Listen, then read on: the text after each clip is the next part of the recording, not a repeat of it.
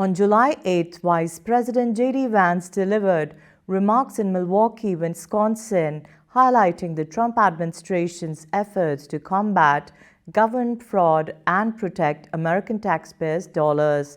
Vance emphasized strengthening oversight, increasing accountability, and targeting fraud in government programs to ensure public funds are spent responsibly.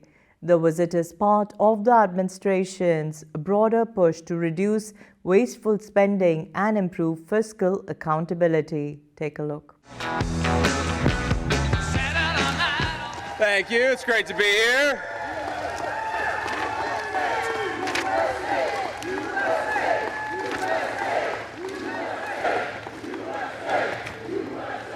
How we doing, Milwaukee? There we go. So, we had an event earlier today. Please take a seat, take a seat. We had an event earlier today at the Pfister Hotel in downtown Milwaukee. Beautiful place.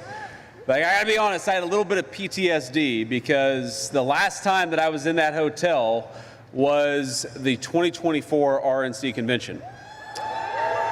And if y'all remember, I flew to Milwaukee the Monday morning that the RNC convention starts, and I get there, and I have no idea if I'm the VP nominee or not. So I get to my hotel, which is not the Pfister, it's at the other hotel for the RNC convention, and I get a phone call. Actually, it was a text message from Susie Wiles, who was the campaign manager in 2024, and the text message says, JD, you just missed a very important phone call. I'm like, oh no. So I call the President of the United States and I say, sir, I hear I missed an important phone call. And he said, JD, you did miss a very important phone call, and now I'm gonna have to pick somebody else. And like, you know, my entire body clenches up. I'm like, is this real? And then at the same time, my 7-year-old, who's now 9, but at the time, my 7-year-old boy is talking to me about Pokemon cards. So I'm trying to talk to the President of the United States about becoming the vice presidential nominee. And meanwhile, my 7-year-old is talking to me about Charmander cards, and I have no idea what's going on. But so walking through the Pfister Hotel, I've got this like moment of remembrance of the moment where I almost missed the president's phone call. But here I am. It worked out. I'm the Vice President of the United States, thanks to you.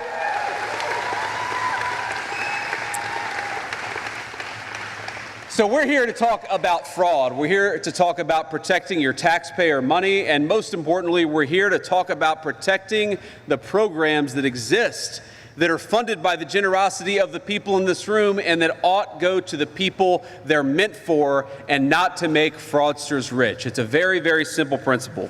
Now, there are a lot of people that I have to thank and make this work possible.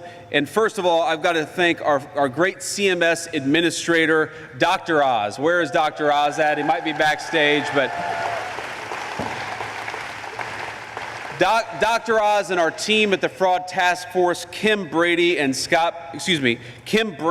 Scott Brady. Kim and Scott, please give a round of applause to these guys. They have protected more of your money than anybody.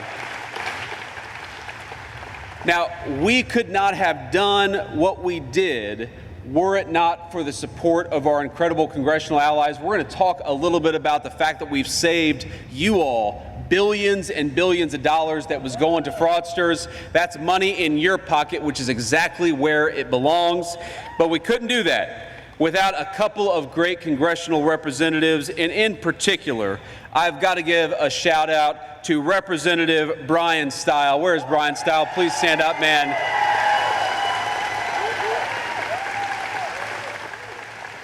He has been a phenomenal champion for the state of Wisconsin. He has taken the fraud issue more seriously than anybody. So Brian, thank you so much for what you're doing. I've also got to give a shout out to our great Representative Derek Van Orden. Derek, please stand up. Thank you for everything that you're doing.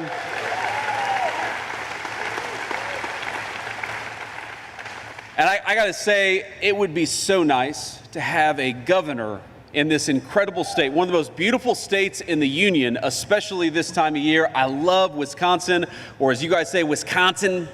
Love Wisconsin, but we have got to have a governor who takes fraud as seriously as the President of the United States, who's trying to save your money as much as we are in Washington, and that's Tom Tiffany. Tom Tiffany is who we got to elect the next governor.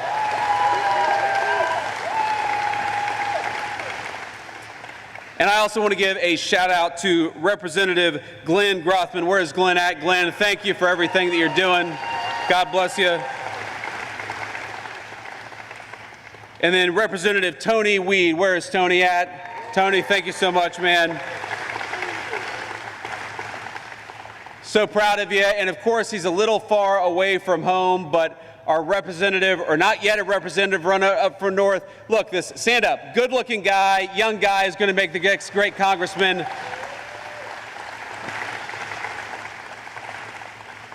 So here's the crazy thing.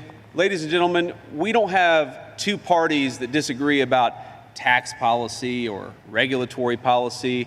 We have got a party that is fighting for fraud and a party that is fighting against fraud.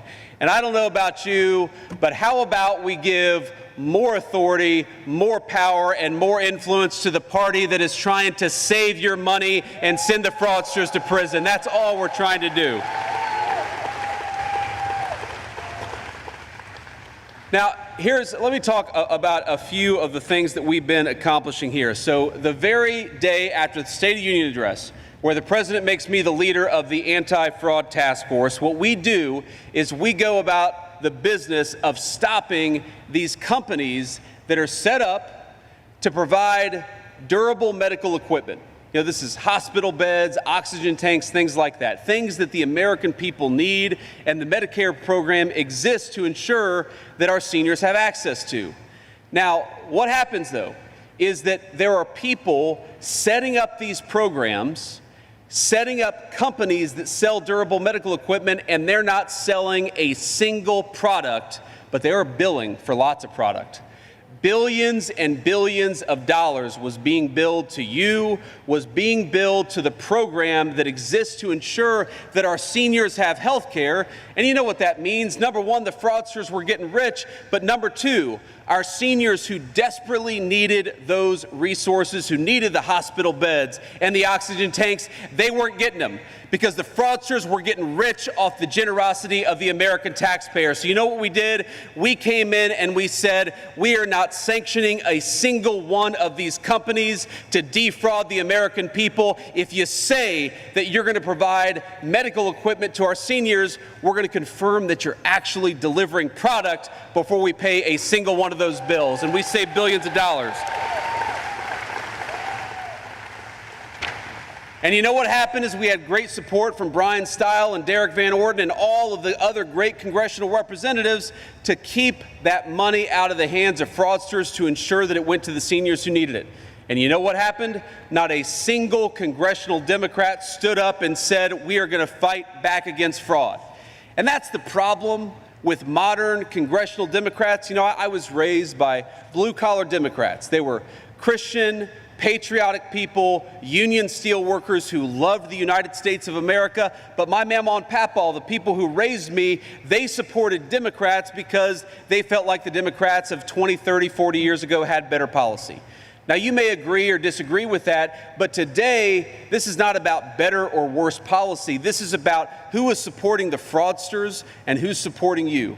And I know beyond a shadow of a doubt that if Mama and Papa were alive today, they would not recognize the modern Democratic Party in 2026. They would not recognize a party that tries to send your money to illegal aliens instead of our hardworking seniors who earned those benefits and ought to have access to them. They would not recognize a party that raises your taxes so that we can give more money to the fraudsters, and they would not recognize a party that rewards the fraudsters rather than sending them to prison. So I ask you a very simple question. When you come to vote in November, are you going to vote for the pro-fraud party? Are you going to vote for the party who is sending your tax money to the fraudsters? No, we're going to support the party that is sending the fraudsters to jail and is protecting your money. We're going to vote for Derek Van Orden and for Brian Stile.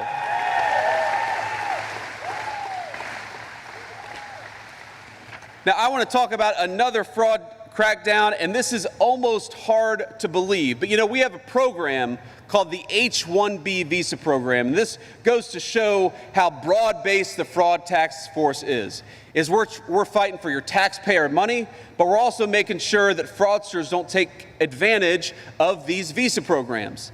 Now, why does this program exist? This is a visa program that was set up to ensure that if you were a brilliant technology person or a brilliant scientist or a brilliant doctor, you could come to the United States and get access to this visa program. But you know what's happening way too much? Is that big corporations and fraudsters overseas are using this program to undercut the wages of American workers.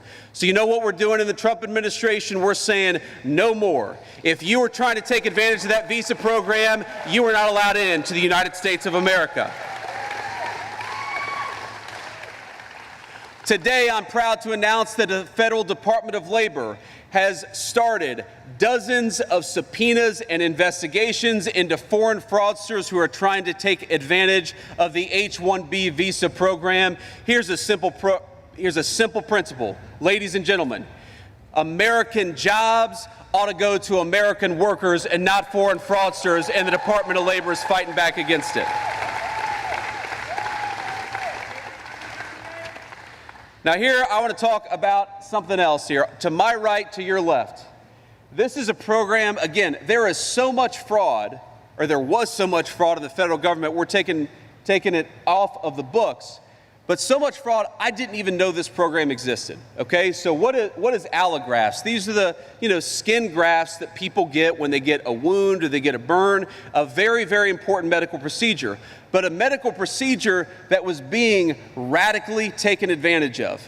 So if you go back to 2019, 2020, 2021, you see less than $1 billion is paid for these skin grafts. Again, these are very important procedures for the people who need them. What happens under the Biden administration? All of a sudden, we go from less than $1 billion spent on these skin grafts to $15 billion in 2025. And actually, in 2026, the number was supposed to be $25 billion. But because we cut down on fraudulent payments and fraudulent billing, we saved you $25 billion. That number is now well below $1 billion today. That's a simple, good government action. And again, my friends, we want the people who deserve these treatments, who need these treatments, to have access to them. If we spend all your money giving these treatments to fraudsters instead of giving them to the people who need them, then those programs aren't going to exist anymore. And I just have this look, we're a generous country. I love that we're a generous country. My family sometimes benefited from these programs that ensured that poor children would have a bite to eat or would be able to see a doctor. I sometimes had a meal because the American people were generous enough to say that we're not going to let our young American kids go hungry because their parents can't afford a bite to eat.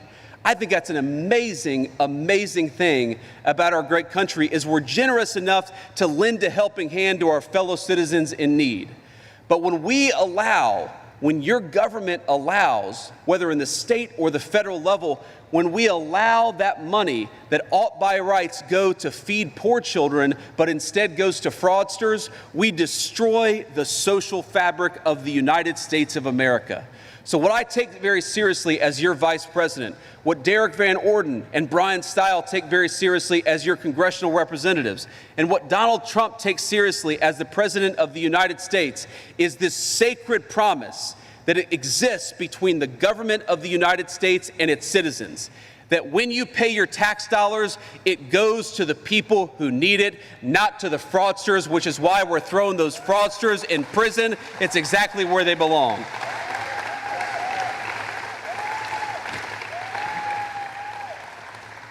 Let me talk about another program. So we have, again, these things that I didn't even know existed until I got into politics. We have a program, an amazing program, to help young mothers. And I care about this very personally. Usha is currently pregnant with baby number 4. She is 37 weeks pregnant, and I appreciate your prayers. I love you, honey, if you're watching at home.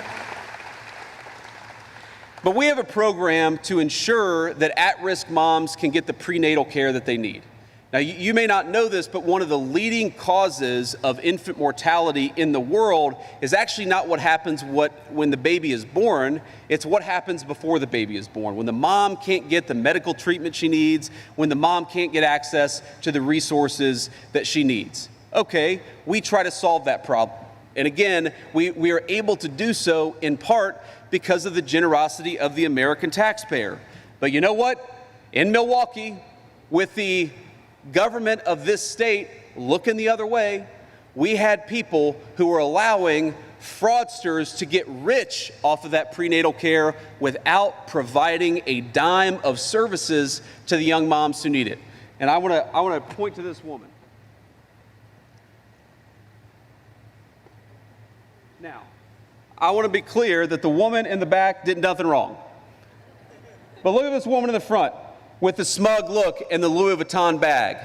A woman who quite literally stole from young mothers who needed prenatal care, and the state of Wisconsin, ladies and gentlemen, had to scale down that program because of insufficient funds. So that this woman could go and buy a Louis Vuitton bag, there were young mothers in Wisconsin who did not get access to the prenatal care that they needed. That endangers the moms, that endangers the babies. And you know what? Derek Van Orden and Brian Stile fought against it, and the congressional Democrats that they go to work with every single day fought for it. So here's a simple question, here's a simple principle. If you fight to take money away from needy moms and give it to this woman and her Louis Vuitton bags, you should have your ass thrown the hell out of Washington, D.C. You don't belong there. You don't belong anywhere in a position of influence. And I'm sorry, excuse my language. I know we got a couple of kids in the audience. My wife, I love her. She gets on me all the time because I was raised by a gun-toting, F-bomb dropping grandmother. And we've got an F-bomb dropping grandmother right over here, I can tell. And, you know, old habits die hard, ladies and gentlemen. That's all I'll say. Even as vice president, old habits die hard, but I try to work on it. And here's what I want to close with, and we'll take some questions from the reporters. We have an opportunity to keep the momentum of the last couple of years, and particularly the last few months. We can keep on fighting fraud, or we can reward the fraudsters. We can kick criminal illegal aliens out of our country, or we can reward people for stealing your tax money. We can protect those moms who need that prenatal care, or we can give it away to people who are trying to take advantage of you and take advantage of the system. This is not a normal election because we're not running against people who maybe have different ideas about tax policy or regulatory policy. To the people watching at home, I understand you're of course not going to agree with the president and the vice president about every single issue. But what I hope we can all agree on is the simple principle that the people's government exists to fight for the people and not the fraudsters. So, thank you. So please help us out by sending Derek Van Orden and Brian Stile back to Washington, D.C. Keep the pro-fraud party out of Washington. Keep these guys fighting for you. Thank you, ladies and gentlemen. It's an honor to be here.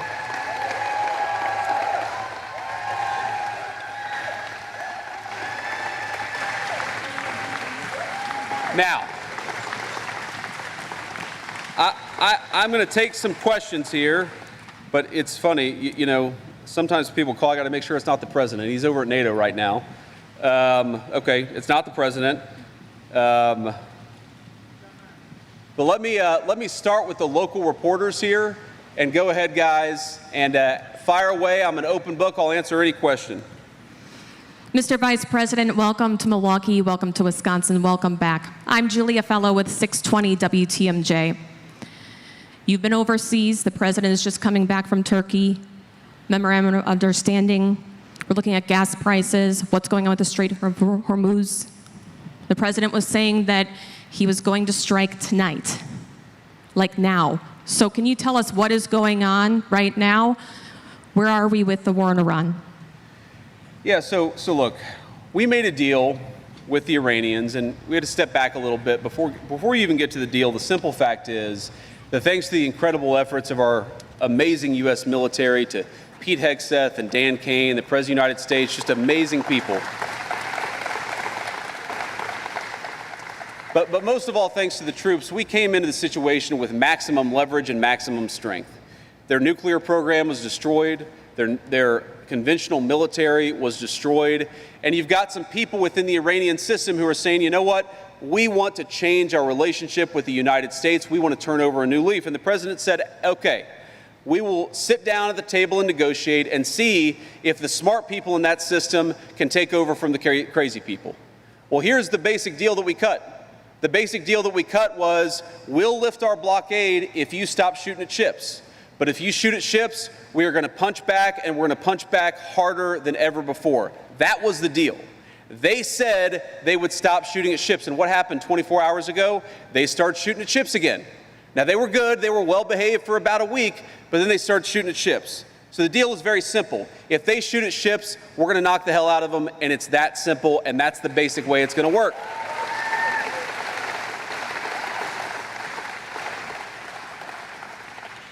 Now, the president maintains a lot of options. I'm obviously not going to tell you exactly what's going to happen tonight, but the president has said to them very simply, the Strait of Hormuz is going to be open. That means oil and gas is going to flow to the American people. That's why we see gas prices starting to come down. That's why we see the oil prices so low, is because the president said that crucial artery through which we ship a lot of the world's energy, that artery has got to remain open. And that is what the Iranians have to know. If they try to close it down, there's going to be a response for the American military. It's that simple. That's the deal. They can either follow it, or they can have exactly what happened to them last night. It's just going to keep on happening until they open up that lane and stop shooting at ships. It's simple.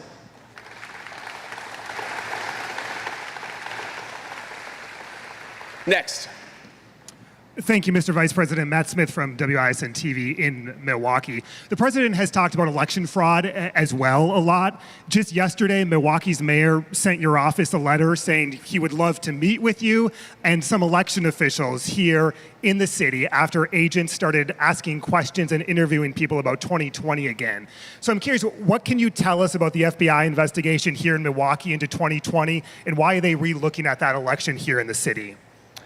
Well, first of all, if I did get the letter from the mayor of Milwaukee, and he wants to meet, and he's welcome to come to Washington, D.C. I'll sit down and meet with him. We don't have time to meet with him today because we got to get back to Washington, but I'm happy to meet with him. I will say it was a little bit of he doth protest too much, because I came here to talk about financial fraud. I came here to talk about the fraud against our prenatal program for our young moms. And some guy sends me a letter, the mayor of Milwaukee, and says, we don't do any election fraud, we don't do any election fraud, we don't do any election fraud. And my response to that is, you know what, it kind of reminds me of like a couple weeks ago, I get home to the Naval Observatory, the nicest public housing anywhere in the United States of America, and my 6-year-old greets me, and I love my little boy, but he's a little mischievous, and he gives me a big hug. He says, Daddy, I'm glad you're home. I didn't steal any of the cookies. I said, that's interesting that you volunteered that when I wasn't even talking about that. Well, of course, he stole the cookies. So when I hear a guy protesting out of nowhere, I did not do any election fraud, I did not do any election fraud, it makes me wonder, why is that guy protesting so aggressively? It's a little odd.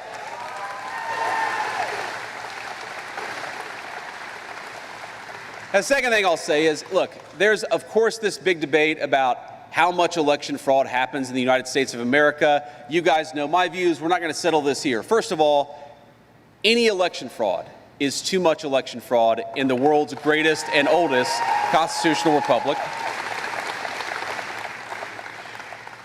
And number two, if Democrats want us to stop talking about election fraud, I make them a simple deal. Pass the Save America Act and get voter ID, and we'll stop talking about election fraud.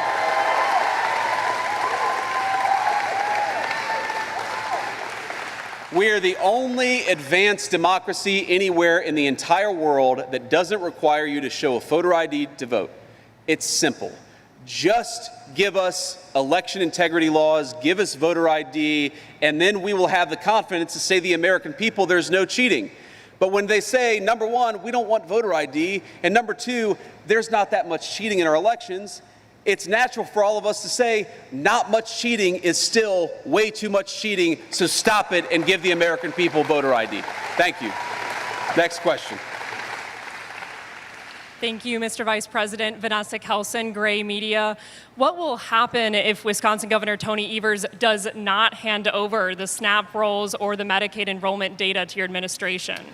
Well, look, we're going to look at what we can do to force him to give her that data. And just to give some context to the question for those of you who don't know. So the SNAP program, which is one of the most important programs that exists in the federal government, it ensures that low-income families have enough food to eat when they're down on their luck.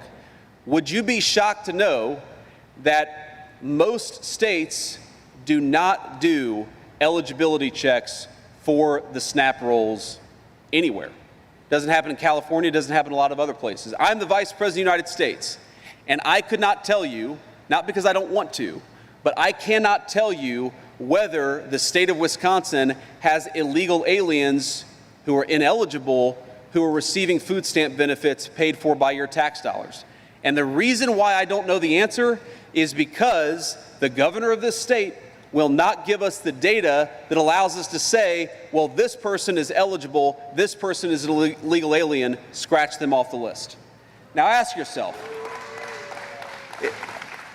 ladies and gentlemen, that is, in my view, borderline criminal. If you are administering a program collecting billions and billions of dollars and you don't check whether the people you're giving that money to are actually entitled to it, that is a complete scam that's being perpetrated on every single person in this room. So what we've asked the governor to do is just give us the data so that we can check whether you've got illegal aliens on your food stamp rolls, and he's saying absolutely not.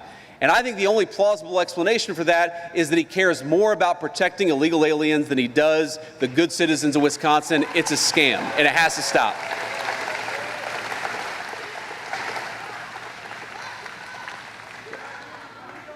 Let's do a couple more questions. Go ahead. Hi, Mr. Vice President. Eliol Liberté, Channel 3 out of Madison. Now, last month, the Wisconsin Department of Justice joined a multi-suit lawsuit against the Trump administration over its implementation of new Medicaid work requirements. Our Attorney General wrote, quote, the Trump administration is lawlessly trying to restrict access to Medicaid coverage. What's your response? Well, my response is, again, we have what you might call a social contract in the United States of America. It exists between all of us fellow citizens, between those citizens and their government. And the basic idea is when I hand over $1 to the federal government, I expect my government officials to spend it wisely, to make sure it's not going to fraud. And if you have somebody who's receiving those benefits, to make sure that they're at least looking for a job before they get a lot of free money from the federal government. So when I hear the Attorney General of this state saying that we don't want to confirm that people are looking for work before they receive federal benefits, my natural question is, why are you so against people looking for a job? That's it. We're not saying that we want anybody to go without medical benefits. What we're saying is that we want you, if you're going to receive these benefits, we want you at least to try to find a job. And I think in the same way that every single person in this room and every single tax-paying citizen of Wisconsin hands their money over to the government, it's totally reasonable for them to expect the beneficiaries of that money to at least be looking for work. That's the contract, and if you violate that contract, you shouldn't get a dime of federal money. Why don't we do one more question? Hi, I'm Mary Spicuzza with Milwaukee Journal-Sentinel newspaper. My coworker and I started investigating prenatal fraud here in Milwaukee almost a decade ago, and we noticed that state officials started investigating federal officials, federal prosecutors. So two-part question, do you think because all those people came together, is that an example of people working together and doing what they're supposed to do? And what do you do now to make sure that the women and babies who are supposed to be getting help are actually getting help? Yeah, so first of all, the most important way to ensure that the people who deserve the help, who need the help, actually get it, is to cut down on the fraud. Because money doesn't grow on trees, and there are limited resources. This is one of the reasons why I personally care so much about fraud. I want to save every single one of you money, but I also want to ensure that when a young mom goes in to get some prenatal vitamins and she can't afford them, she's able to get access to them because a fraudster hasn't taken advantage of that program. Part of what we're trying to do is to ensure that these programs exist for the next generation. Look, just take one of the biggest federal programs out there, Social Security. People pay into Social Security for their entire working lives. Every single day, or every 2 weeks, I should say, we get a paycheck, and we see on that paycheck the amount of money that is going to Social Security. I am worried that if we don't stop sending Social Security checks to illegal immigrants, the people who paid into it for their entire lives are never going to have access to that money. That's a scam, and it's totally unacceptable. So the most important thing we can do to ensure those benefits exist for the people who earned them is to make sure that the fraudsters don't get them, that the American people do.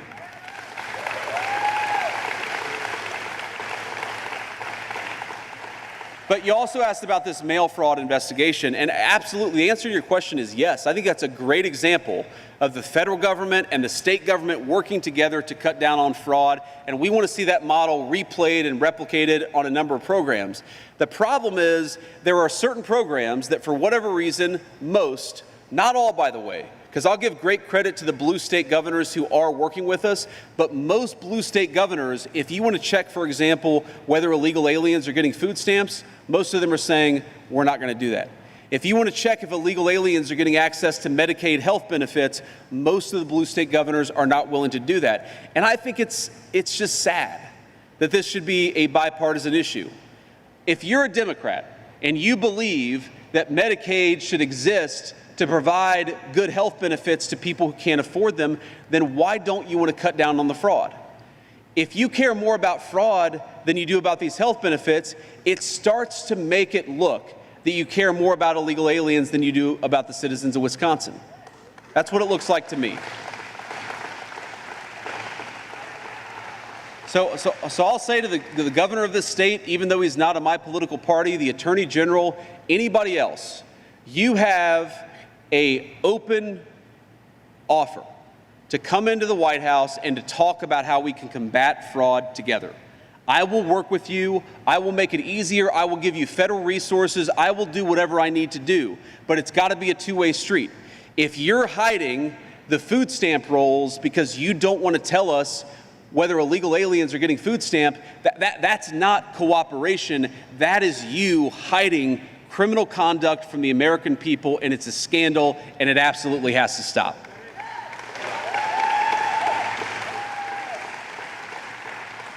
So let me just close here with an observation, and that's that, we're getting into election season, and you all obviously care a lot about politics, and sometimes in election season it starts to feel a little bit like red team and blue team. People look at the fundraising numbers, they read the media stories, they read the scandals, particularly in Maine, if you're into political scandals. Might I recommend a Google search on Graham Plattner? But we ought to remember that this is not red team versus blue team. This is about whether the American people get wise and honest political leadership or whether they are represented by a bunch of crazy people in their Congress. Every 2 years, the American people get to vote on who represents them in the United States Congress and the United States Senate. Every 2 years, we come together as a country and make this determination together. My pitch to the voters out there, especially the voters who haven't made up their minds, on Derek Van Orden, on Brian Stile, on all of our great congressional representatives, it's not that you're going to agree with us every single time. Because nobody, even a committed Republican, is not going to agree with me on every single issue. It's not that we're always going to see eye to eye. What I will tell you is that what separates Derek Van Orden, Brian Stile, and all these great congressional representatives from their Democrat counterparts is that right now the Democrats don't even pretend to be fighting for you. Now, we could disagree, for example, about what should the police department's budget be. That's a reasonable, rational conversation for Republicans and Democrats to have. That's not the conversation that we're having. We're having the conversation about whether we support our police officers, which is what Republicans want to do, or whether we abolish police departments, which is what the Democrats are proposing to do. We can talk about what our exact immigration level should be. Of course, reasonable minds are going to disagree. But that's not the debate that we're having. The Democrats that are running today are running on abolishing ICE and opening up the American southern border. We can disagree. We can disagree about tax policy and what the optimal tax rate should be. That's not what they're doing. The Democrats are running on confiscating your money and giving it to fraudsters and illegal aliens. They openly brag about fighting not for you, but fighting for some of the worst human beings that exist anywhere in the world. This is not a normal election. And so my request to you is not that you say that the vice president is right about every issue. My request to you is that you send people to Washington who are of good character and recognize that you are their boss. Not the fraudsters, not the illegal aliens, and not the bosses of the 21st century Democratic Party. There are a lot of Democrats out there, a lot of independents, and of course a lot of Republicans who look to Washington and don't recognize the congressional leadership of the Democratic Party in 2026. Well, I'd say to you, if you don't recognize that congressional leadership, you can join this movement. If you want an American political party that fights for the police instead of against them, vote for Derek Van Orden and Brian Stile.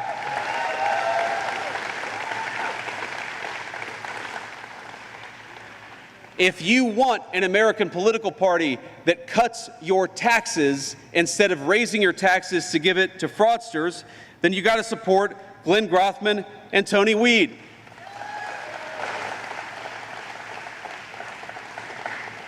If you want somebody who ensures that whether you're rich or poor or black or white, public safety should be the God-given right of every single American, that you ought to be able to walk down the street without the fear of being mugged, that you ought to be able to take your family to a nice dinner downtown without having your car jacked. If you believe in basic public safety for all of us, rich or poor, then send Michael Alfonso to Congress. Don't send the crazy person running against him. My point is that this is not a normal election of people who disagree about this or that issue. By and large, there are exceptions, of course, but by and large, the Democrats have thrown their lot in with the people who want to abolish the police, who want to open the border and want to give your money to fraudsters instead of moms who need it. Ladies and gentlemen, I have a simple request. When you go to the ballot in November, when you cast your vote, send us people to Washington, D.C. who fight for you and send the crazy people back home where they belong. God bless you, and thank you for having me here.